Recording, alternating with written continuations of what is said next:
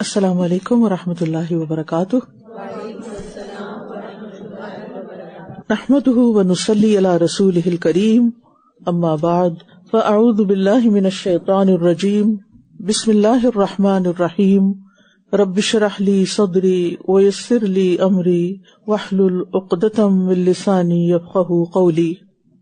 لقد من الله على المؤمنين إذ بعث فيهم رسولا من أنفسهم يتلو عليهم آياته ويزكيهم ويعلمهم الكتاب والحكمة وإن كانوا من قبل لفي ضلال مبين. یقیناً اللہ نے مومنوں پر احسان کیا جب انہی میں سے ایک رسول ان میں بھیجا. وہ انہیں اللہ کی آیات پڑھ کر سناتا ہے اور ان کا تزکیہ کرتا ہے اور انہیں کتاب و حکمت کی تعلیم دیتا ہے، اور یقیناً اس سے پہلے وہ کھلی گمراہی میں مبتلا تھے. تزکیہ سے پہلے تلاوت کا ذکر آیا ہے کیونکہ تزکیہ کا منبع اور بنیاد آیات کی تلاوت ہے. آیات کو سمجھنا ہے. قرآن مجید کی تلاوت اور سماعت کرتے وقت اپنی نیت کی تجدید کر لیں. اس نیت سے پڑھیں کہ میرا ایمان اور یقین زیادہ ہو جائے. اس نیت سے پڑھیں کہ اللہ تعالیٰ مجھے، میری اولاد کو، میرے اہل خانہ کو ہدایت دے. اس لیے پڑھیں کہ میرے دل میں نرمی پیدا ہو، میرے اخلاق میں بہتری آئے، میرے معاملات اچھے ہو جائیں، میرے دل کے وسوسے دور ہو جائیں، میرا دل اطمینان اور سکون سے بھر جائے. میں اس لیے قرآن پڑھوں، میں اس لیے تلاوت سنوں تاکہ میں غافلوں میں نہ لکھا جاؤں اور ذکر کرنے والوں میں میرا شمار ہو. اس نیت سے سنیں، اس نیت سے پڑھیں کہ میں اللہ کے حکم پر عمل کر سکوں. اس لیے پڑھیں تاکہ مجھے ہر حرف پر نیکی ملے اور ایک نیکی 10 گنا ہو جائے، اور اللہ جسے چاہے بڑھا چڑھا کر عطا کرے. قرآن کا سننا دلوں میں سکینت پیدا کرتا ہے، اس سے اللہ تعالیٰ کی رحمت ملتی ہے. رسول اللہ صلی اللہ علیہ وسلم نے فرمایا، جو لوگ اللہ کے گھروں میں سے کسی گھر میں اللہ کی کتاب کی تلاوت کرتے ہیں اور اس کی تعلیم میں مصروف ہوتے ہیں، ان پر سکینت نازل ہوتی ہے اور رحمت انہیں ڈھانپ لیتی ہے اور فرشتے انہیں گھیر لیتے ہیں، اور اللہ تعالیٰ ان کا ذکر اپنے پاس موجود فرشتوں میں کرتے ہیں.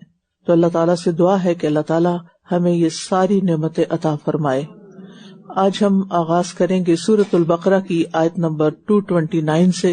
ارشاد باری تعالیٰ ہے، الطلاق مرتان فإمساك بمعروف أو تسريح بإحسان ولا يحل لكم أن تأخذوا مما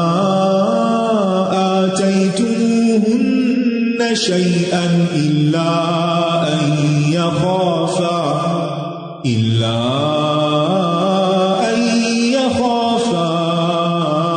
ألا يقيما حدود الله فإن خفتم ألا يقيما حدود الله فلا جناح عليهما فيما افتدت به تلك حدود الله فلا تعتدوها ومن يتعد حدود الله فأولئك هم الظالمون. فإن طلقها فلا تحل له من بعد حتى تنكح زوجا غيره فإن طلقها فلا جناح عليهما أن يتراجعا إن ظنا أن يقيما حدود الله وتلك حدود الله يبينها لقوم يعلمون. وإذا طلقتم النساء فبلغن أجلهن فأمسكوهن بمعروف أو سرحوهن بمعروف ولا تمسكوهن ضرارا لتعتدوا ومن يفعل ذلك فقد ظلم نفسه ولا تتخذوا آيات الله هزوا واذكروا نعمة الله عليكم وما أنزل عليكم من الكتاب والحكمة يعظكم به واتقوا الله واعلموا أن الله بكل شيء عليم. طلاق رجعی 2 بار ہے. پھر یا تو بھلے طریقے سے بیوی کو روک لینا ہے یا احسان کے ساتھ رخصت کر دینا ہے، اور تمہارے لیے حلال نہیں کہ تم نے جو کچھ انہیں مہر سمیت دیا ہے اس میں سے کچھ بھی واپس لو، مگر یہ کہ دونوں کو اس بات کا ڈر ہو کہ وہ اللہ کی حدود کو قائم نہ رکھ سکیں گے. پھر اگر تمہیں اس بات کا ڈر ہو کہ وہ دونوں اللہ کی حدود قائم نہ رکھ سکیں گے تو ان دونوں پر اس بات میں کوئی گناہ نہیں کہ وہ عورت علیحدگی حاصل کرنے کے لیے خاوند کو بدلے میں کچھ دے دے. یہ اللہ کی حدود ہیں، سو ان سے تجاوز نہ کرو، اور جو لوگ اللہ کی حدود سے تجاوز کریں تو یہی دراصل ظالم ہیں. پھر اگر وہ اسے تیسری بار طلاق دے دے تو وہ عورت اس کے بعد اس کے لیے حلال نہیں ہوگی جب تک کہ وہ کسی اور مرد سے نکاح نہ کر لے. پھر اگر وہ دوسرا خاوند اس کو طلاق دے دے تو ان دونوں پر کوئی گناہ نہیں کہ وہ باہم رجوع یعنی دوبارہ نکاح کر لیں، اگر وہ دونوں سمجھیں کہ وہ اللہ کی حدود قائم رکھ سکیں گے. اور یہ اللہ کی حدود ہیں جنہیں وہ ان لوگوں کے لیے واضح کرتا ہے جو علم رکھتے ہیں. ان آیات سے طلاق دینے کا طریقہ پتہ چل رہا ہے. طلاق کا صحیح طریقہ جو قرآن و سنت سے ہمیں معلوم ہوتا ہے وہ یہ ہے کہ عورت کو حالت طہر میں یعنی جب اس کے پیریڈز نہ ہو 1 مرتبہ طلاق دی جائے. اگر جھگڑا ایسے زمانے میں ہوا ہے کہ عورت پیریڈز کی حالت میں تھی تو اس وقت طلاق دینا درست نہیں، اس کے اس کنڈیشن سے باہر آنے کا انتظار کرنا چاہیے. پھر جب وہ پاک صاف ہو جائے تو 1 طلاق دی جائے اور پھر اسی پر اکتفا کیا جائے، کیونکہ اس صورت میں شوہر کو حق حاصل رہتا ہے کہ عدت گزرنے سے پہلے جب چاہے رجوع کر لے، اور اگر عدت گزر بھی جائے تو دونوں کے لیے موقع باقی رہتا ہے کہ پھر باہم رضامندی سے دوبارہ نکاح کر لے. یعنی 3 مہینے کے اندر رجوع ہو سکتا ہے، ٹائم گزر گیا تو پھر دوبارہ نکاح ہو سکتا ہے.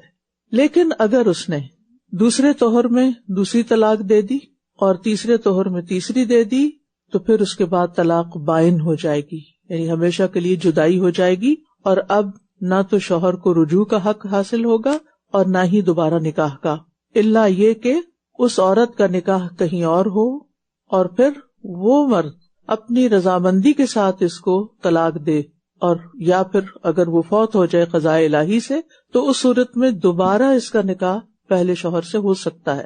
اس کو حلالہ کرنا کہتے ہیں، اور جان بوجھ کے ایسا کرنا کہ بیوی کو حلال کرنے کے لیے کسی مرد سے اس کا وقتی نکاح کر کے اس سے زبردستی طلاق دلوا لینا، یہ گناہ کی بات ہے اور اس پر لعنت کی گئی ہے.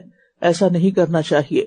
ایک ہی وقت میں 3 طلاقیں یا 100 طلاقیں یا 1000 طلاقیں دینا جو ہے یہ سخت گناہ ہے، اللہ کی آیات کے ساتھ کھیلنا ہے.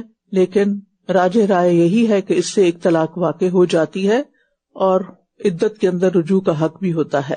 اور جب تم عورتوں کو طلاق دے دو پھر وہ اپنی عدت پوری کرنے کو آئیں تو انہیں بھلے طریقے سے روک لو یا بھلے طریقے سے رخصت کر دو، اور انہیں تکلیف دینے کے لیے مت روکو کہ تم ان کے ساتھ زیادتی کر سکو. جان بوجھ کے اگر کوئی عورت کو ستانے کے لیے ایسا کرے گا، اور جو ایسا کرے گا تو یقیناً اس نے اپنی جان پر ظلم کیا. یعنی بیوی پر ظلم کرنا دراصل خود اپنے آپ پر ظلم کرنا ہے. اور تم اللہ کی آیات کو مذاق مت بناؤ، اور اللہ کی وہ نعمت جو تم پر ہے اور جو اس نے کتاب و حکمت کی صورت میں تم پر نازل کیا اسے یاد رکھو. وہ تمہیں اس کے ساتھ نصیحت کرتا ہے. اور اللہ سے ڈرو اور جان لو کہ یقیناً اللہ ہر چیز کو خوب جاننے والا ہے. تو یاد رکھیے کہ اللہ کی آیات میں اور اس کے احکامات میں ہیلا سازیاں نہیں کرنی چاہیے. اللہ کی آیات کو مذاق نہیں بنانا چاہیے. اس کا کیا مطلب ہے کہ انسان اللہ تعالیٰ کے احکامات کو بہت لائٹ لے، ان کو اہمیت نہ دے، معمولی سمجھے اور ان کی پابندی میں سستی کرے یا ان کے اصل مفہوم سے ہٹا کر اس کی روح کے منافی کو اور مطلب نکالے، یعنی ان کا کھیل بنا لے، جو چاہے اس میں سے مطلب نکالنا شروع کر دے. اور اس کے برعکس احکام الہی کو مضبوطی سے تھامنے کا مطلب کیا ہے کہ ان پر عمل کیا جائے، ان کا حق ادا کرنے کی پوری کوشش کی جائے. عام طور پر طلاق غصے میں ہوتی ہے یا اختلاف کی وجہ سے ہوتی ہے، لیکن ایسی جذباتی کیفیت میں بھی اللہ کی آیات کا، شرعی احکامات کا مذاق نہیں اڑانا چاہیے اور نہ ہی ان کو اپنے مقصد کے لیے غلط استعمال کرنا چاہیے. وَإِذَا طَلَّقْتُمُ النِّسَاءَ فَبَلَغْنَ أَجَلَهُنَّ فَلَا تَعْضُلُوهُنَّ أَن يَنكِحْنَ أَزْوَاجَهُنَّ إِذَا تَرَاضَوْا بَيْنَهُم بِالْمَعْرُوفِ ذَلِكَ يُوعَظُ بِهِ مَن كَانَ مِنكُمْ يُؤْمِنُ بِاللَّهِ وَالْيَوْمِ الْآخِرِ ذَلِكُمْ أَزْكَى لَكُمْ وَأَطْهَرُ وَاللَّهُ يَعْلَمُ وَأَنْتُمْ لَا تَعْلَمُونَ.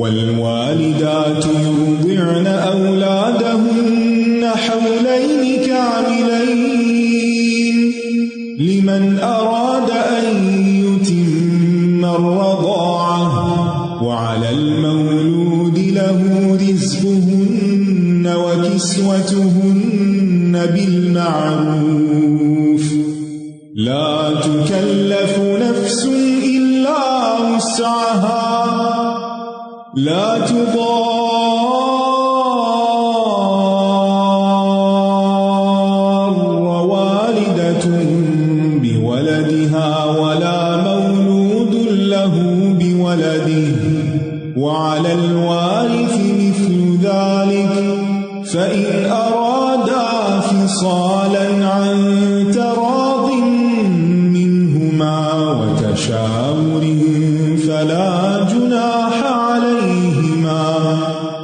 وَإِنْ أَرَدْتُمْ أَن تَسْتَرْضِعُوا أَوْلَادَكُمْ فَلَا جُنَاحَ عَلَيْكُمْ إِذَا سَلَّمْتُمْ مَا آتَيْتُمْ بِالْمَعْرُوفِ وَاتَّقُوا اللَّهَ وَاعْلَمُوا أَنَّ اللَّهَ بِمَا تَعْمَلُونَ بَصِيرٌ.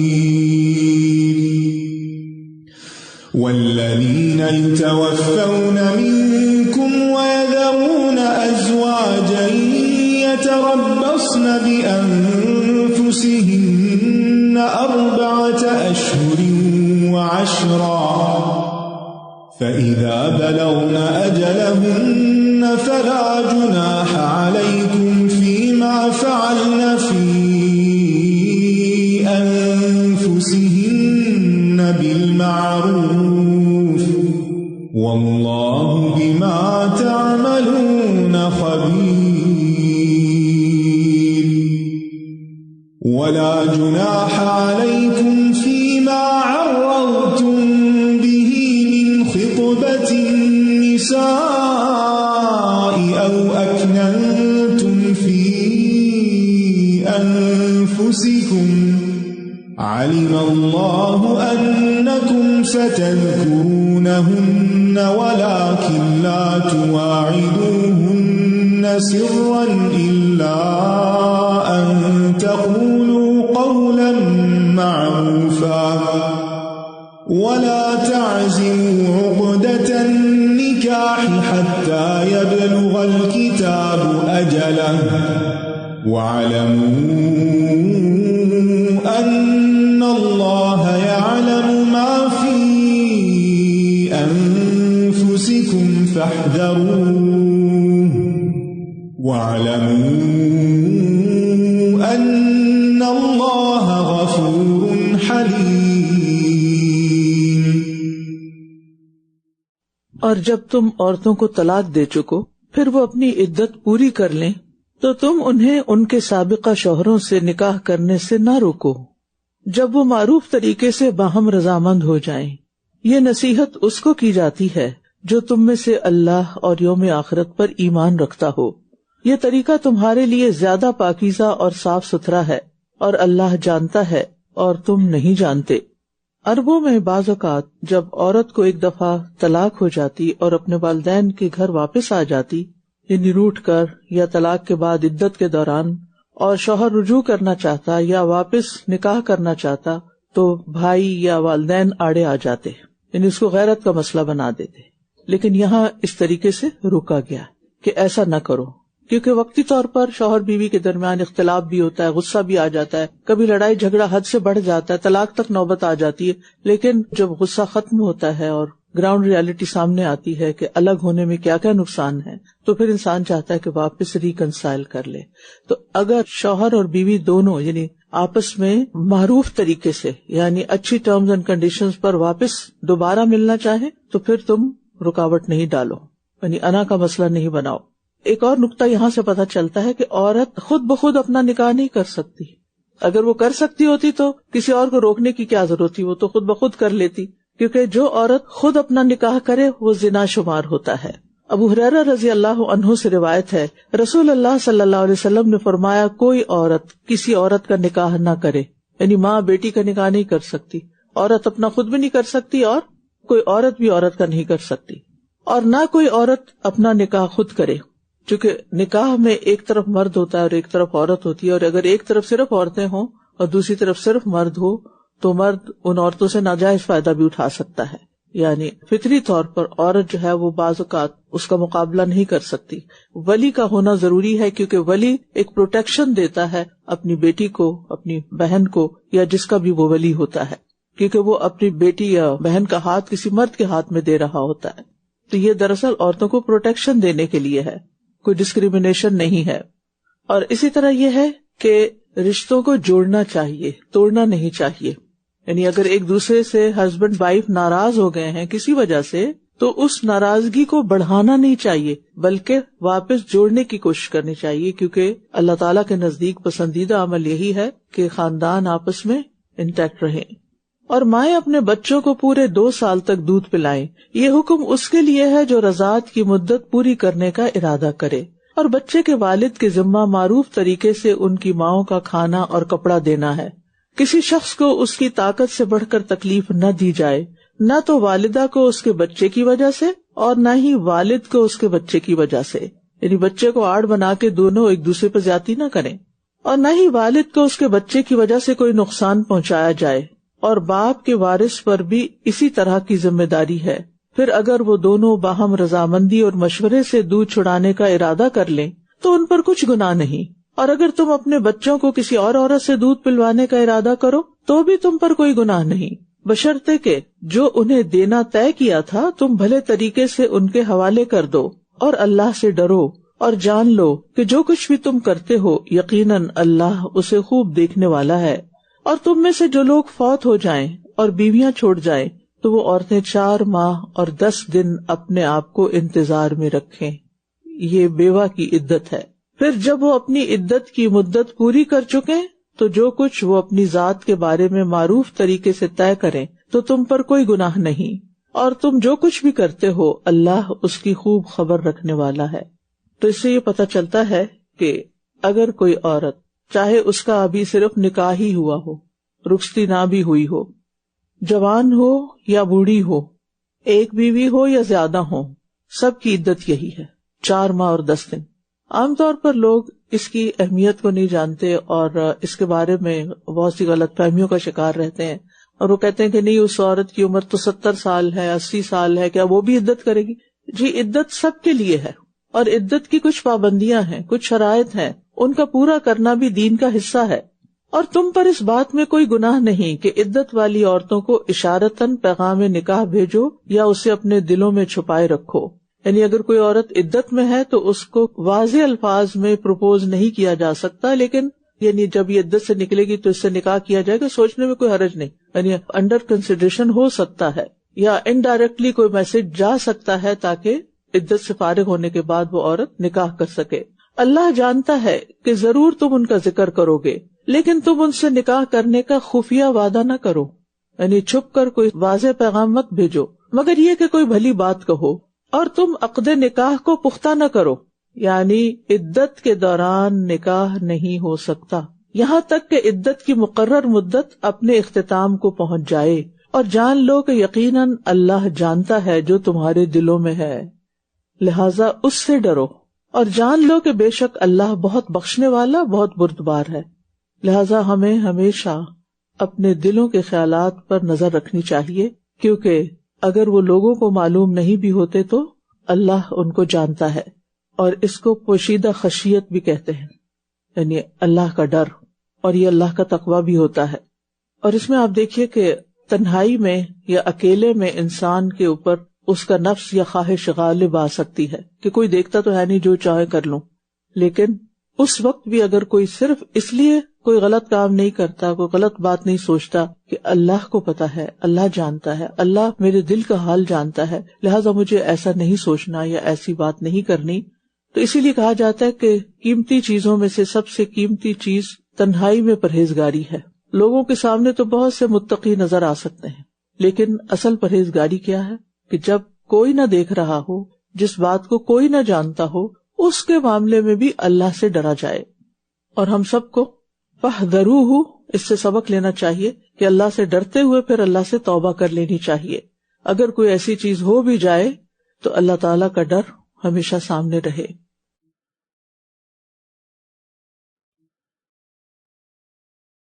لا جناح عليكم إن طلقتم النساء ما لم تمسوهن أو تفرضوا لهن فريضة ومتعوهن على الموسع قدره وعلى المقتر قدره متاعا بالمعروف حقا على المحسنين وإن طلقتموهن من قبل أن تمسوهن وقد فرضتم لهن فريضة فنصف ما فرضتم إلا أن يعفون أو يعفو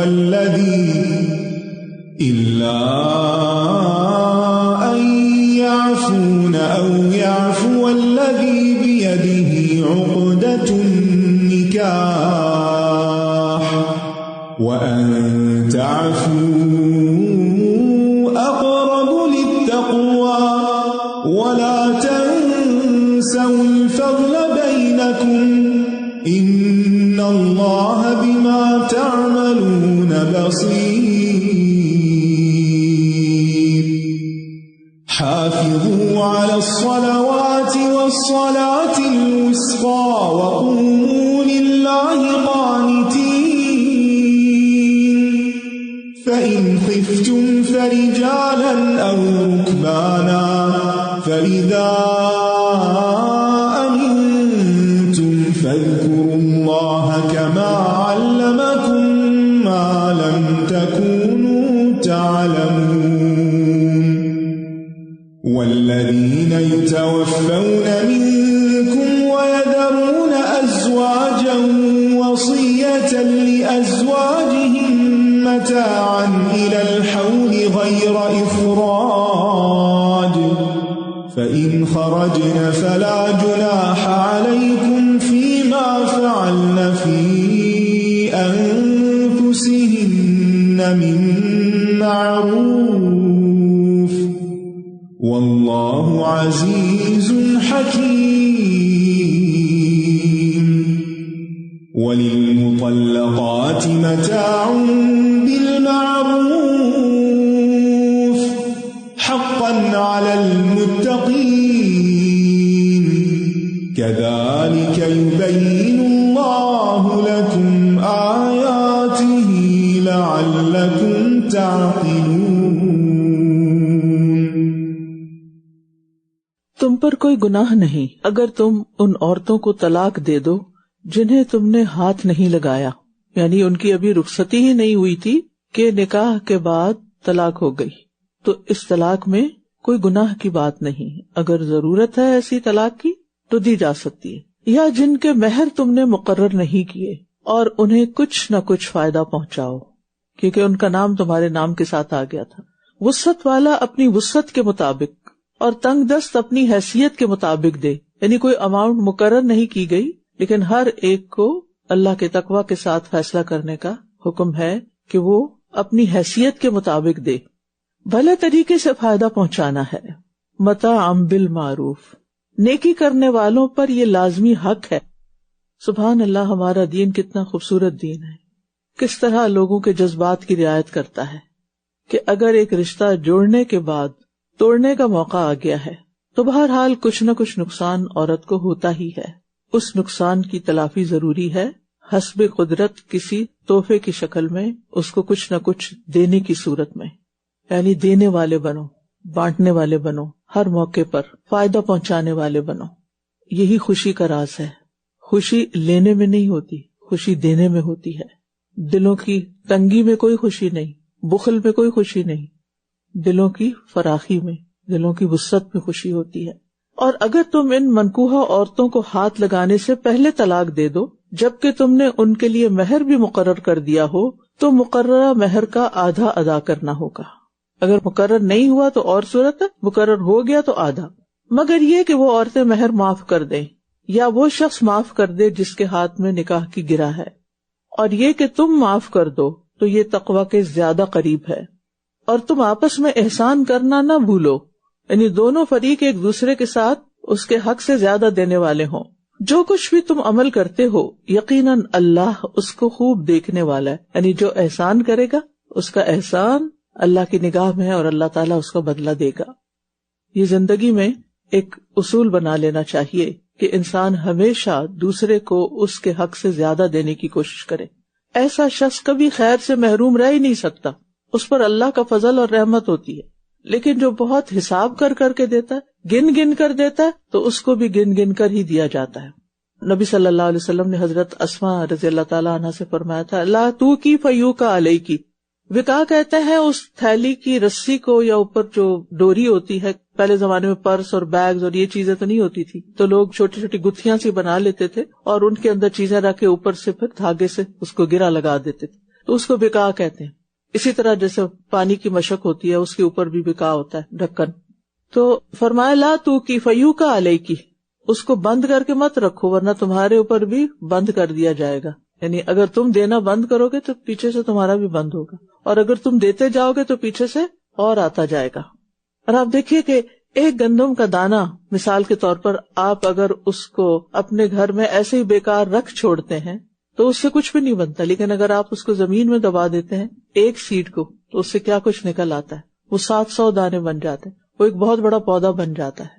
کیونکہ پھل پھول آ نہیں سکتے جب تک آپ وہ پہلا سیڈ زمین میں نہیں ڈالتے، اس کو گم نہیں کر دیتے، اس کو اندھیرے میں نہیں ڈال دیتے، اس کو اپنے سے الگ نہیں کرتے۔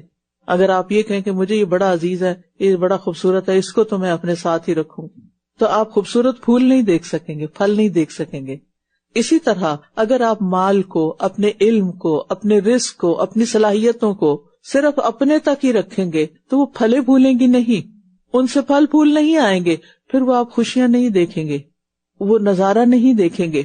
اگر کوئی یہ کہے کہ مجھے اپنے بچے بہت پیارے ہیں، میں ان کو اپنے سے جدا نہیں کر سکتی، میں اپنے بیٹے کی شادی کیوں نہیں کر رہی، کیونکہ وہ مجھے بہت پیارا ہے، مجھے یہ برداشت نہیں ہوتا کہ وہ مجھ سے الگ ہو، تو پھر کیا ہوگا؟ آپ اس کے بچے جو آپ کے لیے اپنے بچے سے بھی زیادہ خوشی کا باعث ہوں گے وہ نہیں دیکھ سکیں گے۔ تو اللہ تعالیٰ نے اس کائنات کا ایک اصول بنایا، فطرت کا ایک اصول ہے کہ دینے والے کو ملتا ہے، لہٰذا دینے والے بنے، چاہے ایک اسمائل ہی کیوں نہ دیں، چاہے ایک سلام ہی کسی کو کیوں نہ کریں، چاہے کسی کو راستہ ہی کیوں نہ دے دیں، کچھ بھی دیں گے، چھوٹا دیں گے، تھوڑا دیں گے، بڑا دیں گے، واپس آپ ہی کی طرف لوٹ کر آئے گا، وہ کہیں نہیں جانے والا۔ جو آج آپ نے اللہ کی خاطر دیا وہ اللہ کو دے دیا، اور اللہ تعالیٰ اس کو ایسے بڑھائے گا کہ آپ سوچ بھی نہیں سکتے۔ لہٰذا لوگوں کے ساتھ احسان اور فضل کا معاملہ کریں، اور آیت کے اس حصے کو یاد رکھیں، وَلَا تَنْسَوُا الْفَضْلَ بَيْنَكُمْ، اور آپس میں ایک دوسرے کے ساتھ فضل کرنا، احسان کرنا مت بھولیں، کیونکہ اصل اختلاف شروع بھی یہیں سے ہوتا ہے۔ گھروں میں لڑائیاں عموماً فائنینشیل میٹرز پر ہوتی ہیں، شوہر چاہتا ہے بیوی خرچ کرے، بیوی چاہتی ہے شوہر خرچ کرے. اب اسی پہ اختلاف، جھگڑا، اور وہ کہیں سے کہیں سکون برباد کر کے رکھ دیتا ہے. لیکن اگر دونوں ہی ایک دوسرے کے اوپر احسان کرتے رہے دونوں طرف سے، یہ نہیں کہ صرف بیوی کرتی رہے یہ صرف شوہر کرتا رہے، دونوں ایک دوسرے پر، ضروری نہیں کہ صرف مالی معاملات میں، کسی بھی معاملے میں اگر ہم صرف ضد لگا کے بیٹھ جائیں گے، میں بیمار تھی اس نے میرا حال نہیں پوچھا، وہ بیمار ہے تو میں بھی نہیں پوچھوں گی، مجھے درد تھی اس نے مجھے نہیں دبایا، اب اسے درد ہے تو میں بھی نہیں دباؤں، اس کو مزہ تو چکھاؤ، اس کو پتا تو چلے. ایسے گھر نہیں بنتے، ایسے خوشی نہیں آتی. جو آپ کو نہ دے اس کو دے کر تو دیکھیں، ہے مشکل، لیکن جو خوشی وہاں سے ملے گی وہ کہیں اور سے نہیں ملے گی. تو انسان دراصل جب دوسرے پر فضل فرماتا ہے تو دراصل اپنا بھلا کر رہا ہوتا ہے. پھر فرمایا سب نمازوں کی حفاظت کرو اور خصوصاً درمیانی نماز کی، اور اللہ کے لیے فرما بردار بن کر کھڑے ہو جاؤ. نکاح اور طلاق کے احکامات چل رہے تھے کہ بیچ میں نماز کا ذکر آ گیا. کیوں؟ تاکہ دنیا کے معاملات میں غرق ہو کر عبادت کو نہ بھولیں. یاد رکھیے، خاندان کے امن، سکون، گھر کی خیر و برکت، راحت، سکینت کا راز بر وقت نمازوں کی ادائیگی میں ہے، نمازوں کی پابندی میں ہے. جس گھر میں سب نمازی ہوتے ہیں وہاں خیر و برکت نازل ہوتی ہے، اور جس گھر میں ایک بھی بے نماز ہوتا ہے اس گھر میں برکت نہیں ہوتی، اس گھر میں کہیں نہ کہیں نحوست ہوتی ہے، کیونکہ اللہ کی نافرمانی سے خیر و برکت نہیں آتی، سکون نہیں آتا، راحت نہیں ملتی. تو خاندانوں کی حفاظت نماز کی حفاظت کے ساتھ ہے. حافظوا علی الصلوات، نمازوں کی حفاظت کا یہاں حکم دیا جا رہا ہے. اور حفاظت میں صرف 5 وقت پڑھنا ہی نہیں بلکہ ان کے شرائط اور ارکان کو بھی پورا کرنا ہے. تو خاندان کے امن و سکون اور خوش نصیبی کے انتہائی اہم اسباب میں سے ایک سبب حافظوا علی الصلوات ہے، اور خاص طور پر درمیانی نماز جو عصر کی نماز ہے. رسول اللہ صلی اللہ علیہ وسلم نے فرمایا جس شخص سے نماز عصر فوت ہو گئی، یعنی جو نماز عصر نہیں پڑھتا، گویا اس کا سب گھر بار اور مال اسباب لٹ گئے، سب کچھ برباد ہو گیا، اتنا بڑا نقصان. تو پھر آپ دیکھیے کہ گھروں کے اندر خوشحالی کہاں سے آ سکتی ہے، وہ پھل پھول کہاں سے سکتے ہیں، ان کے اندر خیر و برکت کہاں سے آئے گی جب نمازیں ہی نہیں. پھر فرمایا پھر اگر تمہیں دشمن کا خوف ہو تو پیدل یا سواری پر نماز پڑھ لو. نماز نہیں چھوڑنی، پیدل چلتے چلتے، واکنگ، چلتے بھی جاؤ اور نماز بھی ساتھ ساتھ پڑھتے جاؤ. عام طور پر کیا ہے نماز میں سکون سے کھڑے ہونا کہ حرکت نہیں کرنی، لیکن خوف کی حالت میں چلتے ہوئے بھی پڑھ سکتے ہیں، سواری پہ ہے تو اس پہ بھی پڑھ سکتے ہیں. پھر جب تم امن کی حالت میں آ جاؤ تو اللہ کو اس طرح یاد کرو جیسے اس نے تمہیں سکھایا ہے، جو اللہ کو پسند ہے طریقہ اس کے مطابق اس کا ذکر کرو. تو اللہ کو اس طرح یاد کرو جیسے اس نے تمہیں سکھایا ہے جو تم نہیں جانتے تھے. تو گویا یہاں مزید تاکید کر دی گئی اس بات کی کہ کسی حال میں بھی نماز نہیں چھوڑنی. جو نماز خوف میں، سفر میں، تکلیف میں، بیماری میں نہیں چھوڑی جا سکتی وہ گھروں میں آرام سے رہتے ہوئے کیسے چھوڑ سکتے ہیں. اور تم میں سے جو لوگ وفات پا جائیں اور بیویاں چھوڑ جائیں وہ اپنی بیویوں کے لیے 1 سال تک بغیر گھر سے نکالے فائدہ پہنچانے کی وصیت کر جائیں. یہ اس وقت کا حکم ہے جب ابھی عدت کا حکم نہیں آیا تھا 4 ماہ 10 دن کی. ہاں اگر وہ خود نکل جائیں تو تم پر کوئی گناہ نہیں، جو بھی وہ اپنی ذات کے بارے میں بھلے طریقے سے فیصلہ کریں، اور اللہ بہت زبردست خوب حکمت والا ہے. اور طلاق یافتہ عورتوں کو بھلے طریقے سے کچھ فائدہ، یعنی جس کو متع طلاق کہتے ہیں، وہ پہنچانا لازم ہے. متقی لوگوں پر یہ حق ہے، متقی لوگوں پر حق ہے کہ وہ کیا کریں، یعنی جب عورت کو طلاق دے کے رخصت کر رہے ہوں تو ایسے رخصت کریں جیسے مہمان کو رخصت کیا جاتا ہے. کیسے کرتے ہیں مہمان کو رخصت؟ کچھ دے دلا کر، کچھ تحفہ دے کر، اچھی ٹرمز پر اینڈ کریں. کتنا خوبصورت ہے یہ دین. اختلاف اپنی جگہ، نبھا نہیں ہوتا کوئی بات نہیں، اکٹھے نہیں رہ سکتے، سفر اکٹھے نہیں ہو سکتا، سواری کو اترنا ہے اتر جائے، لیکن اچھے سے رخصت کرو. اور یہاں پر آپ دیکھیے کہ یہ حق ہے متقیوں پر. یہ ہمارے دین کا ایک اہم پہلو ظاہر کرتا ہے. یعنی باہمی معاملات میں، شادی اور نکاح اور طلاق اور ان چیزوں میں کچھ وہ حقوق ہوتے ہیں جن کو قانون متعین کرتا ہے، شریعت نے متعین کر دیا، لیکن ایک انسان پر دوسرے کے حقوق کی حدیں یہی ختم نہیں ہوتی، پھر بھی کچھ حق باقی رہتے ہیں. یعنی ایک تو وہ حقوق ہے نا جو فرض کے درجے میں آپ کو ادا کرنے ہیں، اور کچھ حقوق اس کے علاوہ بھی ہیں. اور یہ وہ حقوق ہیں جن کو انسان کا تقوی والا دل محسوس کرتا ہے کہ مجھے ایسا کرنا چاہیے. ایک ہوتا ہے نا جیسے کسی نے آپ سے قرض لیا، اب اس نے واپس کیا، اب اس نے جب واپس کیا یا وہ وقت پر واپس نہیں کر سکا، لکھا ہوا تھا اس تاریخ کو دے دے گا، نہیں دے سکا، تو کیا ہے تھوڑی سی مہلت اور دے دے. قانونی طور پر آپ اس کے خلاف مقدمہ کر سکتے ہیں، لیکن اخلاقی طور پر تقویٰ کے تقاضا کے طور پر کیا مہلت دے دیں. تو انسان کے اندر تقویٰ کا احساس جتنا زیادہ ہوگا، شدید ہوگا، اتنا ہی زیادہ وہ اسے اپنے اوپر لازم سمجھے گا.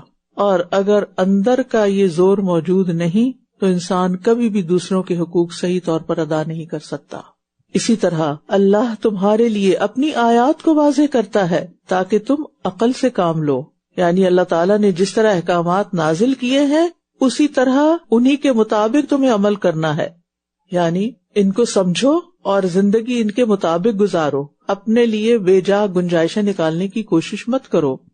أَلَمْ تَرَ إِلَى الَّذِينَ خَرَجُوا مِن دِيَارِهِمْ وَهُمْ أُلُوفٌ حَذَرَ الْمَوْتِ فَقَالَ لَهُمُ اللَّهُ مُوتُوا ثُمَّ أَحْيَاهُمْ إِنَّ اللَّهَ لَذُو فَضْلٍ عَلَى النَّاسِ وَلَكِنَّ أَكْثَرَ النَّاسِ لَا يَشْكُرُونَ. وَقَاتِلُوا فِي سَبِيلِ اللَّهِ وَاعْلَمُوا أَنَّ اللَّهَ سَمِيعٌ عَلِيمٌ. مَنْ ذَا الَّذِي يُقْرِضُ اللَّهَ قَرْضًا حَسَنًا فَيُضَاعِفَهُ لَهُ أَضْعَافًا كَثِيرَةً وَاللَّهُ يَقْبِضُ وَيَبْسُطُ وَإِلَيْهِ تُرْجَعُونَ. أَلَمْ تَرَ إِلَى الْمَلَإِ مِنْ بَنِي إِسْرَائِيلَ مِنْ بَعْدِ مُوسَى إِذْ قَالُوا لِنَبِيٍّ لَهُ ابْعَثْ لَنَا مَلِكًا نُقَاتِلْ فِي سَبِيلِ اللَّهِ قَالَ هَلْ عَسَيْتُمْ إِن كُتِبَ عَلَيْكُمُ الْقِتَالُ أَلَّا تُقَاتِلُوا قَالُوا وَمَا لَنَا أَلَّا نُقَاتِلَ فِي سَبِيلِ اللَّهِ وَقَدْ أُخْرِجْنَا مِن دِيَارِنَا وَأَبْنَائِنَا فَلَمَّا كُتِبَ عَلَيْهِمُ الْقِتَالُ تَوَلَّوْا إِلَّا قَلِيلًا مِّنْهُمْ وَاللَّهُ عَلِيمٌ بِالظَّالِمِينَ. وَقَالَ لَهُمْ نَبِيُّهُمْ إِنَّ اللَّهَ قَدْ بَعَثَ لَكُمْ طَالُوتَ مَلِكًا قَالُوا أَنَّىٰ يَكُونُ لَهُ الْمُلْكُ عَلَيْنَا وَنَحْنُ أَحَقُّ بِالْمُلْكِ مِنْهُ وَلَمْ يُؤْتَ سَعَةً مِنَ الْمَالِ قَالَ إِنَّ اللَّهَ اصْطَفَاهُ عَلَيْكُمْ وَزَادَهُ بَسْطَةً فِي الْعِلْمِ وَالْجِسْمِ وَاللَّهُ يُؤْتِي مُلْكَهُ مَن يَشَاءُ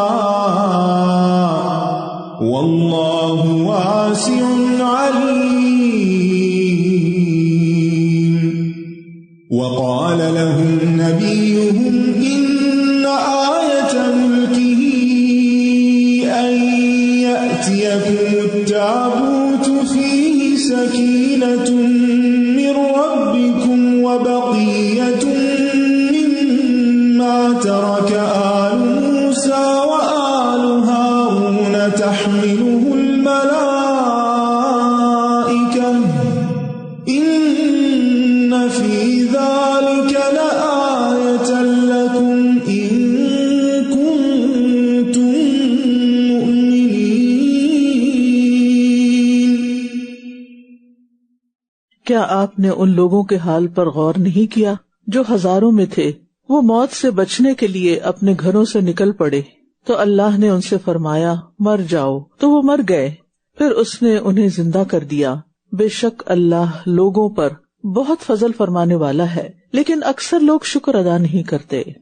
یہاں پر ایک خاص واقعے کی طرف غور و فکر کرنے کا حکم دیا جا رہا ہے۔ الم ترى، کیا تم نے غور نہیں کیا؟ کیا کبھی تم نے سوچا ان کے بارے میں؟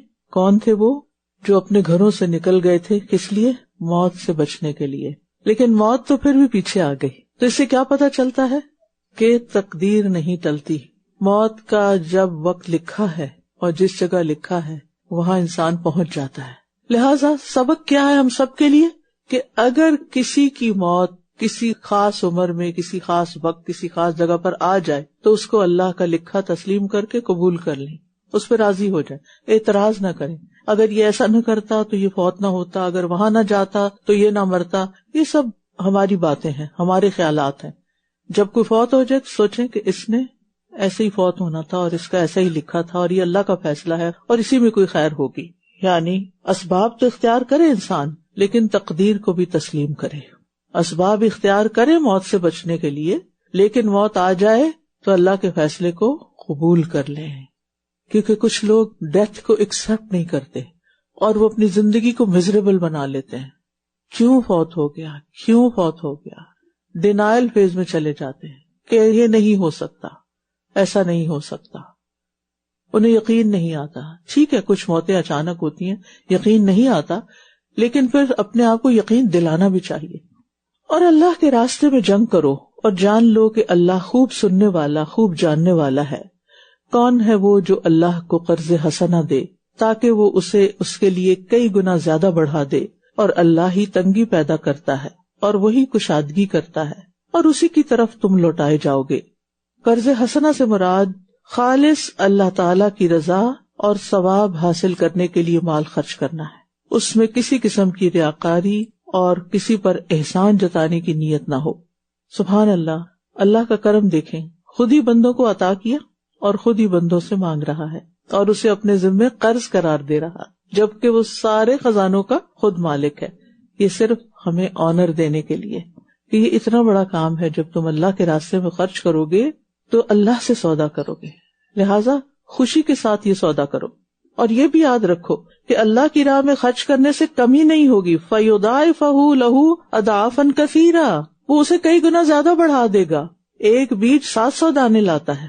ایک درخت جب لگ جاتا ہے، ایک بیج سے نکلتا ہے نا، ایک مثلا کنو کا درخت ہے، سال ہر سال تک پھل دیتا ہے، اور وہ تو 700 سے بھی کہیں زیادہ بڑھ جاتے ہیں ایک ایک درخت پر، سینکڑوں کے تعداد میں۔ تو آغاز کہاں سے؟ چھوٹی سی ایفرٹ سے۔ تو اسی طرح انسان جب اخلاص کے ساتھ اللہ کے راستے میں اچھی چیز دیتا ہے، کیونکہ کنو کے درخت کے لیے کنو کا بیج ہی چاہیے، ٹھیک ہے نا؟ تو اللہ کے راستے میں جس چیز کا آپ چاہتے ہیں کہ زیادہ سے زیادہ فائدہ ہو، پھر اسی اعتبار سے اچھی چیز خرچ کریں، تو اللہ سبحانہ وتعالی دنیا میں بھی دیتا ہے اور آخرت میں تو حیران کن اضافہ ہوگا جس کا انسان سوچ بھی نہیں سکتا۔ پھر یہاں پر کچھ اور واقعات کا ذکر ہے۔ کیا آپ نے موسیٰ کے بعد بنی اسرائیل کے سرداروں کے حال پر غور نہیں کیا؟ یعنی موسیٰ علیہ السلام دنیا سے چلے گئے اور باقی ان کے پیچھے جو قوم رہ گئی ان کے کچھ لیڈر تھے۔ حضرت موسیٰ نے خود بھی اپنے دور میں ان کے نقیب مقرر کیے تھے، ان کے سردار مقرر کیے تھے ان 12 قبائل کے۔ جب انہوں نے اپنے نبی سے کہا کہ آپ ہمارے لیے ایک بادشاہ مقرر کر دیں تاکہ اس کی قیادت میں ہم اللہ کے راستے میں لڑیں، اس نے کہا ممکن ہے کہ اگر تم پر جنگ کرنا فرض کر دیا جائے تو تم نہ لڑو۔ انہوں نے کہا اور ہمیں کیا ہے کہ ہم اللہ کے راستے میں نہ لڑیں جبکہ ہم اپنے گھروں اور بیٹوں سے نکال دیے گئے ہیں۔ پھر جب ان پر جنگ کرنا فرض کر دیا گیا تو ان میں سے چند ایک کے سوا سب منہ موڑ گئے اور اللہ ان ظالموں کو خوب جانتا ہے۔ تو یہاں پر موسیٰ علیہ السلام کے بعد بنی اسرائیل میں مشکل حالات آئے تو انہوں نے کیا فیصلہ کیا کہ کیوں نہ ہم سب مل جل کر اپنے لیے ایک زمین جو دشمنوں کے قبضے میں ہے ان کو نکال کر آزادی حاصل کریں۔ تو اس کے لیے انہوں نے لیڈر کی فرمائش کی کہ کوئی لیڈر ہونا چاہیے۔ تو یہ یاد رکھیے کہ جو جہاد فی سبیل اللہ ہوتا ہے وہ انڈیویجول ایفرٹس نہیں ہوتی کہ جس کا جو جی چاہے جہاں چاہے جا کے بم مار دے اور اپنی مرضی سے فیصلے کر لے اور کسی کو اڑا دے اور کوئی بلڈنگ اڑا دے اور کوئی گاڑی جلا دے اور اس کو وہ جہاد فی سبیل اللہ قرار دے۔ یہ جہاد نہیں ہوتا۔ جہاد کے لیے کیا ہے کہ پہلے کوئی امیر ہو اور پھر اس کے بعد اس کا پورا مقصد اس کے سامنے واضح ہو اور اس کی پلاننگ ہو، اور اس کے بعد۔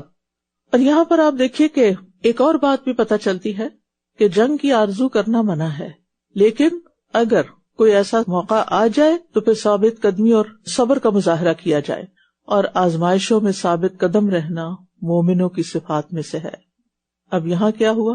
فَلَمَّا كُتِبَ عَلَيْهِمُ الْقِتَالُ تَوَلَّوْا، ثابت قدم ہی نہیں رہے، إِلَّا قَلِيلًا مِّنْهُمْ، مگر بہت تھوڑے۔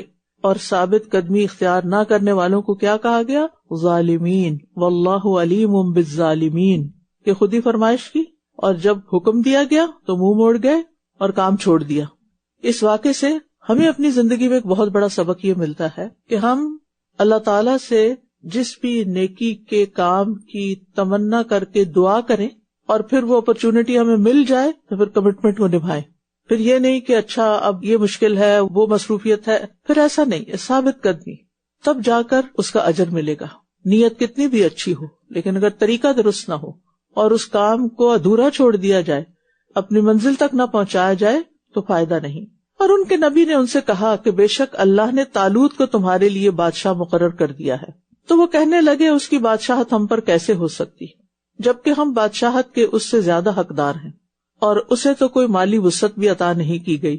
اس نبی نے کہا بے شک اللہ نے اسے تم پر چن لیا، یہ اللہ کا فیصلہ ہے، اللہ کا انتخاب ہے، اور اسے علم اور جسم کے اعتبار سے زیادہ وسعت دی ہے، یعنی اس کی صلاحیتوں کو دیکھو، مال کو مت دیکھو، اور اللہ جسے چاہتا ہے اپنی بادشاہت عطا کرتا ہے، اور اللہ وسعت والا ہے، خوب جاننے والا ہے۔ ایک دوسری جگہ پر بھی آتا ہے نا، تؤتی الملک من تشاء وتنزع الملک ممن تشاء، جس کو تو چاہتا بادشاہت عطا کرتا ہے۔ یہ تو اللہ کا فیصلہ ہے۔ تو جب اللہ کسی کو مقرر کر دے تمہارے لیے پھر اسے ایکسپٹ کر کے اس کی اطاعت کرو، کیونکہ لیڈر اس لیے بنایا جاتا ہے کہ اس کی بات مانی جائے۔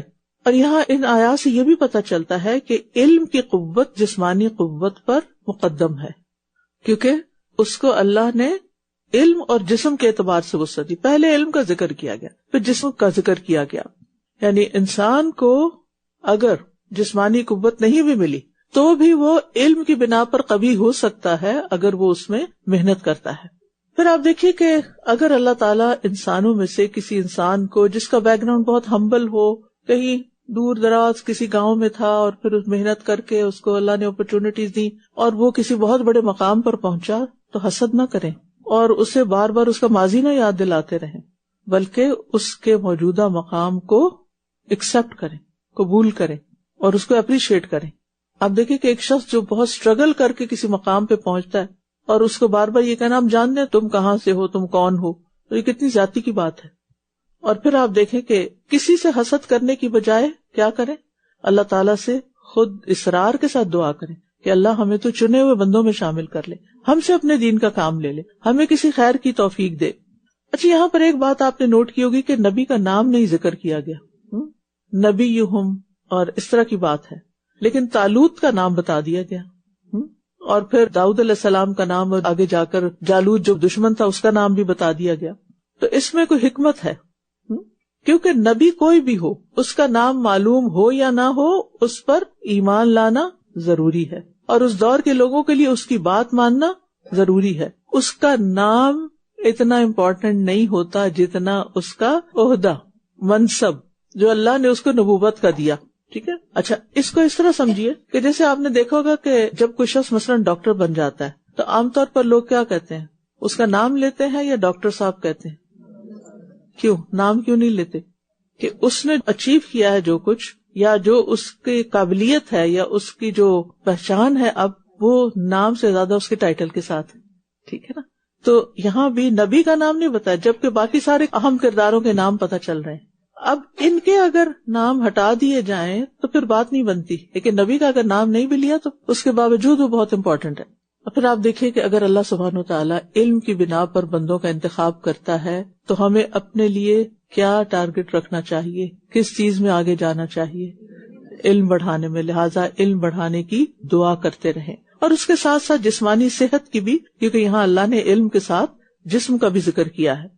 اور ان کے نبی نے ان سے کہا کہ بے شک اس کی بادشاہت کی علامت یہ ہوگی کہ تمہارے پاس وہ تابوت واپس آ جائے گا جس میں تمہارے رب کی طرف سے سکینت ہے، اور آل موسیٰ اور آل ہارون کے چھوڑے ہوئے بقیہ جات بھی، یعنی ان کی جو چیزیں ہیں وہ بھی ہیں، فرشتے اسے اٹھائے ہوئے ہوں گے، یقیناً اس میں تمہارے لیے ایک نشانی ہے اگر تم ایمان لانے والے ہو۔ تو آپ دیکھیے کہ یہاں پر اللہ تعالیٰ نے خاص طور پر جس چیز کا وعدہ کیا وہ کیا ہے، سکینت، اور پھر بعد میں کچھ اور چیزوں کا بھی وعدہ کیا کہ وہ تمہارے پاس تبرکات واپس آ جائیں گے جو تمہارے انبیاء کے تھے۔ سکینت اور اطمینان اللہ کی نعمتوں میں سے ایک نعمت ہے، اللہ کے لشکروں میں سے ایک لشکر ہے، اور اللہ تعالیٰ اپنے بندوں میں سے جس پر چاہتا ہے سکینت اتار دیتا ہے۔ جب کسی بندے کے دل میں سکینت اترتی ہے تو وہ مصائب اور پریشانیوں سے گھبراتا نہیں ہے، بلکہ اس کے دل میں مزید ایمان پختہ ہو جاتا ہے، رب پر توکل بڑھ جاتا ہے، اور بندہ اپنے آپ کو اللہ کے سپرد کر دیتا ہے۔ آج ہی مجھ سے کوئی کہہ رہا تھا کہ جب آپ کی والدہ کی وفات ہوئی تھی تو اس دن بھی آپ نے کلاس لی تھی، اگلے دن بھی کلاس لی تھی، تو آپ کا حوصلہ کیسے ہوا تھا؟ یہ صرف اللہ کی طرف سے اتاری ہوئی سکینت تھی دل میں کہ یہ اللہ کا فیصلہ ہے، اللہ سبحانہ وتعالیٰ نے ان کو لے لیا ہے، اس کی امانت تھی، واپس چلی گئی۔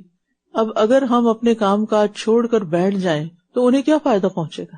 میری والدہ کو اس وقت سب سے زیادہ فائدہ دینے والی چیز میری دعا ہے، اور جو میں اچھا کام کروں وہ ان کے لیے صدقہ جاری ہے، جس کے لیے ان کی تمنا تھی کہ جو انہوں نے کوششیں ہمارے لیے کی، تو اگر میں وہی کام چھوڑ دوں تو یہ تو پھر ان کے ساتھ زیادتی ہے، صرف اس لیے کہ مجھے بہت دکھ ہے۔ دکھ تو میرے دل میں ہے، اور بلا مبالغہ 6 مہینے تک ہر دن میں روتی تھی۔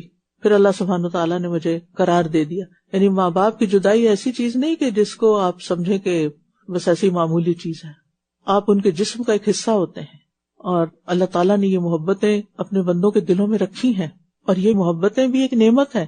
لیکن جتنی پیاری کوئی چیز ہوتی ہے اس کے جانے کا جتنا بڑا دکھ ہوتا ہے، اس دکھ پر انسان جب صبر کرتا ہے تو اللہ تعالیٰ اسی درجے کی سکینت بھی اتارتا ہے، اور یہ اللہ تعالیٰ کی بہت بڑی نعمت ہوتی ہے کہ کسی غم کے موقع پر، کسی خوف کے موقع پر، کسی اور ایسی پریشانی کے موقع پر جب دل گلے سے باہر آ رہا ہو تو انسان ٹھہر جائے، سکون محسوس کرے۔ اور اس کے لیے آیات سکینت پڑھنا بھی چاہیے، جو کارڈ چھپا ہوا ہے الہدیٰ میں بھی۔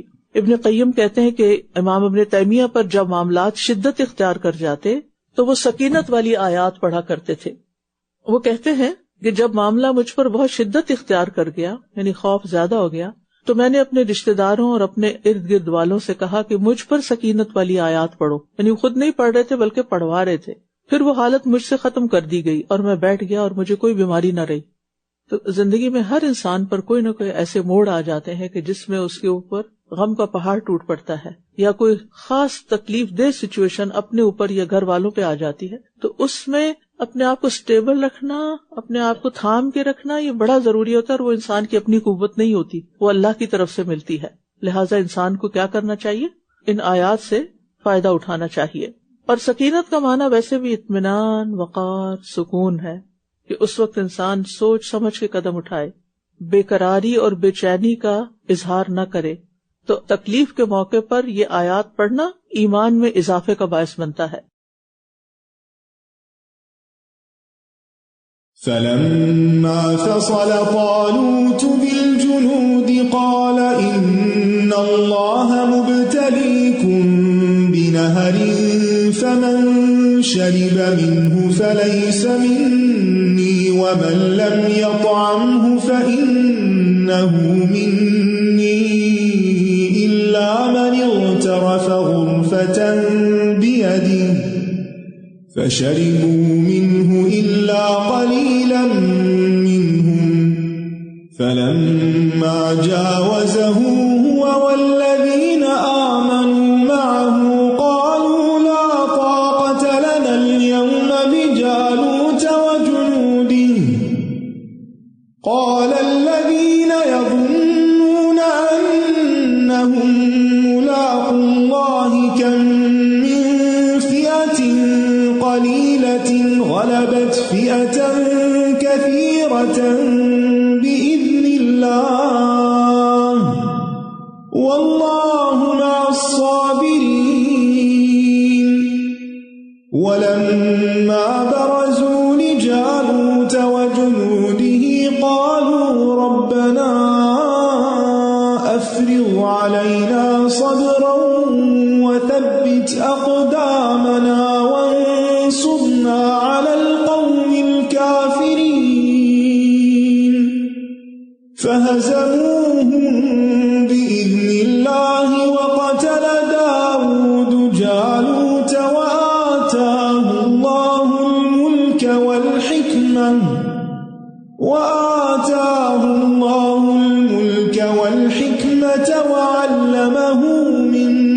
ما يشاء ولولا دفع الله الناس بعضهم ببعض لفسدت الأرض ولكن الله ذو فضل على العالمين تلك آيات الله نتلوها عليك بالحق وإنك لمن المرسلين تلك الرسل فضلنا بعضهم على بعض منهم من كلم الله ورفع بعضهم درجات وآتينا عيسى ابن مريم البينات وأيدناه بروح القدس ولو شاء الله ما اقتتل الذين من بعدهم من بعد ما جاءتهم البينات ولكن اختلفوا فمنهم من آمن ومنهم من كفر ولو شاء الله ما اقتتلوا ولكن الله يفعل ما يريد. پھر جب طالوت لشکروں کے ساتھ روانہ ہوا تو اس نے اپنی فوج سے کہا یقیناً اللہ تمہیں ایک نہر کے ذریعے آزمانے والا ہے. پہلے سے خبردار کر دیا. تو جس نے اس میں سے پی لیا یعنی پانی پی لیا تو وہ مجھ سے نہیں، اور جس نے اس کو نہیں چکھا تو وہ یقیناً مجھ سے ہے، مگر وہ جو اپنے ہاتھ سے ایک چلو بھر لے یعنی تھوڑا سا پی لے. تو سوائے چند ایک کے انہوں نے اس میں سے پی لیا یعنی خوب پیا. پھر جب اس نے اور ان لوگوں نے جو ان کے ساتھ ایمان لائے تھے اس نہر کو پار کر لیا تو وہ کہنے لگے آج ہمارے پاس جالوت اور اس کے لشکروں سے مقابلہ کرنے کی کوئی طاقت نہیں. اس موقع پر جو لوگ اس بات کا یقین رکھتے تھے کہ وہ اللہ سے ملاقات کرنے والے ہیں کہنے لگے کتنی ہی بار ایسا ہوا ہے کہ چھوٹی جماعت بڑی جماعت پر اللہ کے اذن سے غالب آتی رہی ہے اور اللہ صبر کرنے والوں کے ساتھ ہے، لہذا ہمت نہیں ہارو، آگے بڑھو. اب یہاں پر آپ دیکھیے کہ جب اللہ تعالیٰ کسی کو لیڈر مقرر کرے تو پھر فالوورز کا کام کیا ہوتا ہے کہ اس کی بات مانیں، انسٹرکشنز کو فالو کریں. یہاں ہم دیکھتے ہیں کہ طالوت نے اپنی فوج سے کہا کہ تمہاری آزمائش ہوگی پانی کم پینا. اور ویسے بھی آپ دیکھیں کہ جب آپ کسی لمبے سفر پر پیدل روانہ ہو رہے ہیں یا ایون گھوڑوں پر بھی اس زمانے میں جیسے ہوتا تھا تو انسان کو تھکاوٹ ہوتی ہے، گرمی ہوتی ہے، پیاس لگتی ہے، جیسے سارا دن روزہ رکھنے کے بعد پیاس لگتی ہے، اور اگر آپ ضرورت سے زائد پانی پی لیں تو پھر کیا ہوتا ہے، نماز پڑھنی مشکل ہو جاتی ہے. یعنی وہ آپ کا جسم جو ہے وہ ایک ایسے موڈ میں چلا جاتا ہے کہ آپ کچھ کرنے کے قابل نہیں رہتے، آپ پہ سستی طاری ہو جاتی. رمضان عبادت کا مہینہ ہے نا، تو اس میں عبادت کے لیے روزہ رکھوایا گیا تاکہ ہم راتوں کا قیام اچھے سے کر سکیں اور کھانے پینے سے دھیان ہٹا کر ذکر، اذکار، قرآن، دعاؤں، تلاوت اور ان چیزوں میں اپنا وقت لگائیں. لیکن اگر ہم سحری بھی بہت پیٹ بھر کے کھا لیتے ہیں اور افطاری میں بھی بہت رنگا رنگ کھانے کھا لیتے ہیں تو پھر روزے کا اصل مقصد فوت ہو جاتا ہے.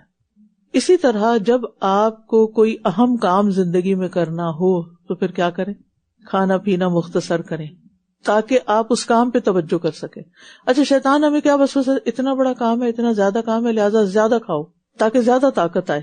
اب وہ کیا ہوتا ہے کہ معدہ جو ہے وہ سارا خون لے جاتا ہے، وہ ساری طاقت تو ہضم کرنے میں لگ جاتی، ہضم کرنے کو بھی تو طاقت چاہیے ہوتی ہے نا، لہٰذا جو کام آپ کا ہوتا ہے وہ تو پیچھے رہ جاتا، اس کے لیے تو طاقت ہی نہیں بچتی. تو اس لیے یہاں بھی انہیں یعنی ایک طرح سے ٹیسٹ کیا گیا، لیکن زیادہ تر لوگ اس میں ناکام ہو گئے. اور پھر ایک گروہ ان میں سے اٹھا، وہ کہنے لگا جس کے اندر یقین تھا، جس کے اندر اس ثابت قدمی تھی کہ نہیں ہم یہ کام کریں گے چاہے زیادہ تر لوگ پیچھے رہ گئے ہیں، لیکن ہم ہمت نہیں ہاریں گے. اور پھر ان واقعات سے انہوں نے سبق لیا کہ پہلے بھی ایسا ہوتا رہا ہے کہ چھوٹی جماعت بڑی جماعت پہ غالب آئی، عام طور پر تو یہ ہوتا ہے نا، جو زیادہ طاقتور ہوتا ہے وہ کمزور کو دبا لیتا ہے، لیکن اللہ تعالیٰ کا ایک اور قانون بھی ہے کہ جب انسان اللہ پر ایمان رکھتا ہے، توکل رکھتا ہے، بھروسہ رکھتا ہے، ثابت قدمی اختیار کرتا ہے، وسائل اختیار کرتا ہے، تو اللہ کی مدد یقینی طور پر آتی ہے، اور اللہ کی مدد کا یقین بھی رکھتا ہے۔ لیکن بہت ساری چیزیں آپ کے یقین کے ساتھ بھی ہوتی ہیں کہ آپ کیا سوچتے ہیں، جیسا آپ سوچتے ہیں نا ویسے ہی چیزیں ہونے لگتی ہیں۔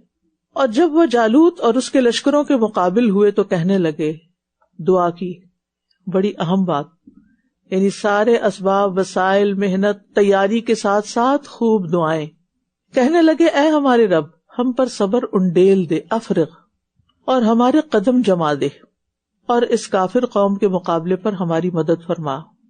بڑی ہی جامع اور خوبصورت دعا ہے، بہترین ترتیب ہے، کیونکہ صبر سب سے پہلے کہا گیا۔ صبر آتا ہے تو ثابت قدمی ملتی ہے، اور ثابت قدمی ہوتی ہے تو نصرت الہی ملتی ہے۔ صبر سے ثابت قدمی، اور ثابت قدمی سے اللہ کی مدد۔ تو پہلا کام کرنے کا کیا؟ صبر۔ اور دعا مومن کا سب سے بڑا ہتھیار ہے۔ مومن تیاری تو کرتا ہے، لیکن اعتماد اور دعا اللہ سے، اعتماد اللہ پر اور دعا بھی اللہ سے۔ تو انہوں نے اللہ کے اذن سے ان دشمنوں کو شکست دے دی، اور داؤد نے جالوت کو قتل کر دیا۔ یہاں آتے ہیں داؤد علیہ السلام سامنے، اور اللہ نے اسے بادشاہت اور حکمت عطا کی، اور جو چاہا اسے سکھایا۔ بادشاہت، حکمت اور بے شمار اور چیزیں سکھا دی، یہ اللہ کا فضل۔ اور اگر اللہ بعض لوگوں کے ذریعے بعض کو نہ ہٹائے تو زمین میں فساد پھیل جائے، لیکن اللہ جہان والوں پر فضل فرمانے والا ہے۔ یہ اللہ کا قانون ہے کہ جب کوئی گروہ قوت اور اقتدار کے نشے میں حد سے بڑھ جاتا ہے تو اللہ تعالیٰ کسی دوسرے گروہ کو اس کی جگہ پر لے آتا ہے، اللہ تعالیٰ اس کو پیچھے کر دیتا ہے، ظالم کو، فسادی کو، کیونکہ اگر ایسا نہ ہو تو زمین میں امن قائم نہیں ہو سکتا۔ پھر یقین رکھیے یہ اللہ کی آیات ہیں جنہیں ہم آپ پر حق کے ساتھ پڑھ رہے ہیں، اور یقیناً آپ رسولوں میں سے ہیں۔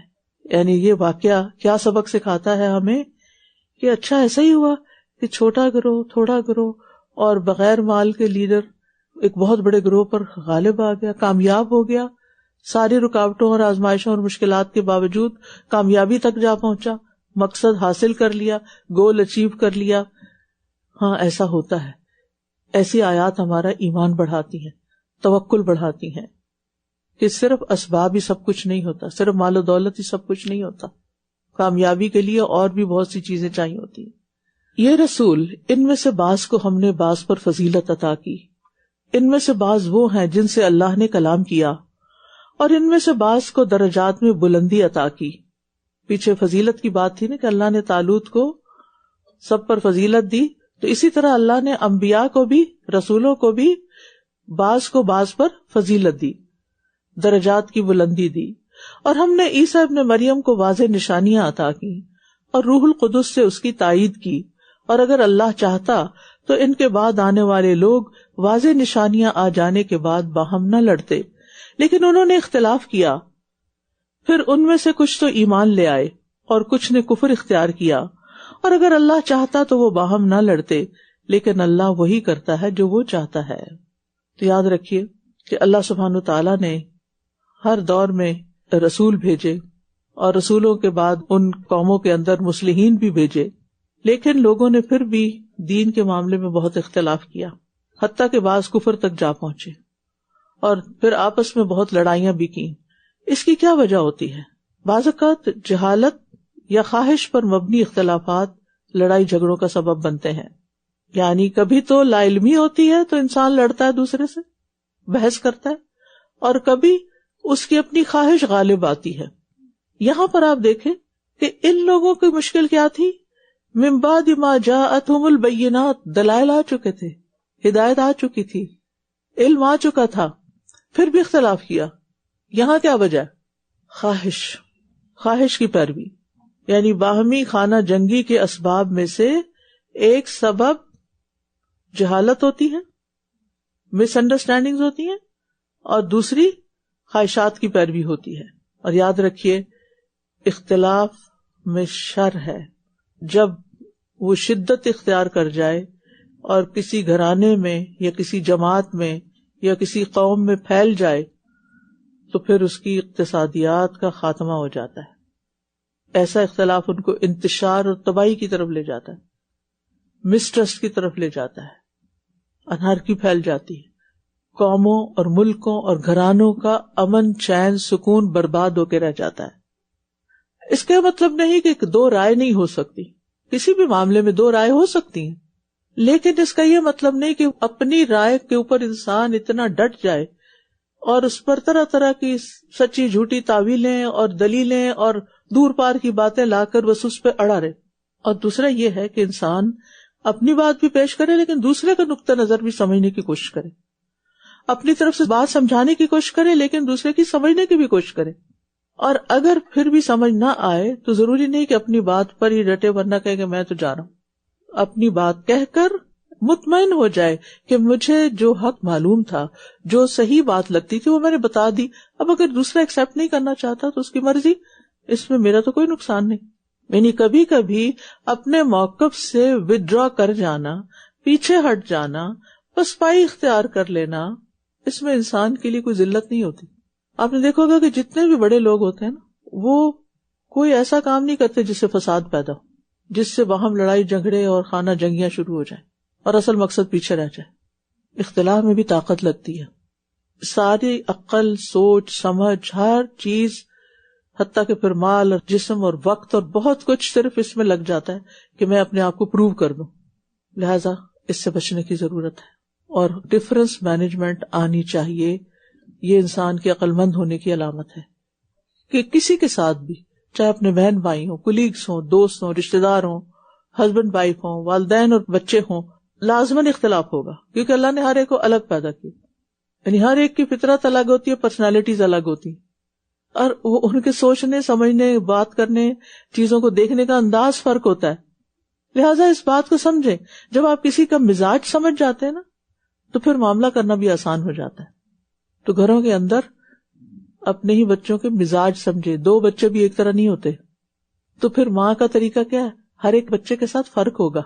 کہیں سختی کام آئے گی، کہیں نرمی کام آئے گی، کہیں ایک دفعہ کہنا فائدہ دے گا، کہیں دوسری. کمپیرزن نہیں کریں. سادت جی، جب سے سورہ بقرہ شروع ہوئی، ہم نے شروع میں حدیث پڑھی تھی کہ جس گھر میں سورہ بقرہ پڑھی جاتی ہے شیطان اس گھر سے بھاگ جاتا ہے. میں کل کی آیات بھی نوٹ کر رہی تھی، آج کی بھی. حقوق اللہ کی بات ہے یا حقوق العباد کی بات ہے. تقویٰ کا ذکر بار بار ہے. آج بھی ہم نے 4 حکم پڑھے. ایک تو طلاق کا معاملہ تو بھی واتقوا اللہ، ردات کا معاملہ تو بھی واتقوا اللہ، مہر کا معاملہ وہ اقرب للتقویٰ، اور جب متع طلاق کی بات آئی تو بھی حقاً علی المتقین. اگر انسان تقویٰ کرے اور ایک ایک بات سوچ سمجھ کے یعنی کرے تو پھر شیطان تو واقعی وہاں سے بھاگ جائے گا. بالکل. تو مجھے حکمت سمجھ آئی کہ اس حدیث کی کہ شیطان کیسے بھاگ جائے گا نا. بالکل، جزاک اللہ، بہت اچھا پوائنٹ آپ نے بتایا. جی استاذہ، ابھی آپ جب لاسٹ میں بات کری تھی اباؤٹ کانفلکٹ مینجمنٹ، تو مجھے احساس ہو رہا تھا کہ کسی بھی پوزیشن کے لیے، چاہے وہ، کیونکہ کانفلکٹ مینجمنٹ عموماً نا آرگنائزیشنز میں پڑھائی جاتی ہیں، جبکہ فیملی میں بھی کانفلکٹ مینجمنٹ کا بہت ایک امپورٹنٹ رول ہے. اور اس میں نے ایک تھیوری پڑھی تھی، ریسرچ تھی، اس میں تھا کہ جب آپ کانفلکٹ مینجمنٹ میں ایک اسٹیپ لیتے ہیں، that it's called step back. یعنی کہ جب غصے کی پیک ہو، بیسیکلی وہ لوگ ہوتے ہیں جو اصل میں ایموشنل انٹیلیجنٹ ہوتے ہیں، کیونکہ it needs a lot of emotional intelligence to step back at the right moment. Basically بہت ہی اچھا نقطہ بتایا. سب اپنے پلے باندھ لیں کہ جب اختلاف ہو تو پھر اس موقع پر، جب ہاٹ ڈسکشن چل رہی ہوں تو پھر اسٹیپ بیک، خاموشی اختیار کر لیں، پیچھے ہٹ جائیں، اس کو ٹائم دیں. کیونکہ کسی بھی ایموشن کی جو لائف ہوتی ہے وہ 12 منٹس ہوتی ہے. اگر وہ 12 منٹ آپ صبر کر جائیں تو پھر آپ بہتر فیصلہ کر سکتے ہیں. آپ کو اپنے آپ کو بھی پرکھنے کا موقع مل جاتا ہے کہ میں جو کر رہا ہوں کیا واقعی یہ درست ہے. لیکن بہت سے لوگ اس وقت بہت بولنا شروع کر دیتے ہیں یا لکھنا شروع کر دیتے ہیں، جس کے نتیجے میں وہ مزید پھنس جاتے ہیں اور اپنی ساکھ گنوا دیتے ہیں. پیاری استاذہ، جو ابھی آپ نے بنی اسرائیل کے سرداروں کی بات کی، قرآن میں لکھا ہوا تھا، تو اس میں پہلی دفعہ استاذہ جی یہ ہمیں پتا چلا، میں نے تو فرسٹ ٹائم یہ پتا چلا کہ جو بھی شخص ثابت قدمی اختیار نہیں کرتا اللہ کے حکم کو، تو اللہ تعالیٰ کے نزدیک وہ شخص ظالم ہے. تو میں یہ سوچ رہی تھی پیاری استاذہ کہ ہم نے بھی اللہ تعالیٰ کے ساتھ کمٹمنٹس کی ہوئی ہیں، بندوں کے ساتھ کی ہوئی ہیں، اداروں کے ساتھ کی ہوئی ہیں، تو کیا ہم اپنی کمٹمنٹس نبھاتے ہیں؟ کہ کیا ہم ثابت قدم ہیں؟ اور اگر نہیں ثابت قدمی اختیار کریں گے تو پھر تو اللہ کے نزدیک ہم ظالم ہیں. تو بہت مجھے تو خوف محسوس ہوا یہ بات کسی سن کام کے. کی ذمہ داری لے لینا اور وقت پر وہاں سے غائب ہو جانا کتنے لوگوں کے مفاد پر زد ڈالتا ہے نا. زندگی میں کوئی اہم اور بڑا کام کرنے کے لیے اپنا کھانا پینا جو ہے اسے مختصر کر دینا چاہیے. اور ہم یہ دیکھتے ہیں کہ جیسے ابھی ان کا واقعہ تھا بنی اسرائیل والوں کا، تو یہ ان کے لیے بھی ایک ٹیسٹ تھا اور آج ہماری قوم کے لیے بھی ایک بہت بڑا ٹیسٹ بنا ہوا ہے. اسی میں ہی ہماری ساری صلاحیتیں لگ رہی ہیں. ہم سب سے زیادہ ایکسپرٹ نئی نئی ریسیپیز ٹرائی کرنے میں ہیں، اس کا علم خوب حاصل کرتے ہیں اور نئی نئی بیماریاں پھر ایجاد ہو رہی ہیں.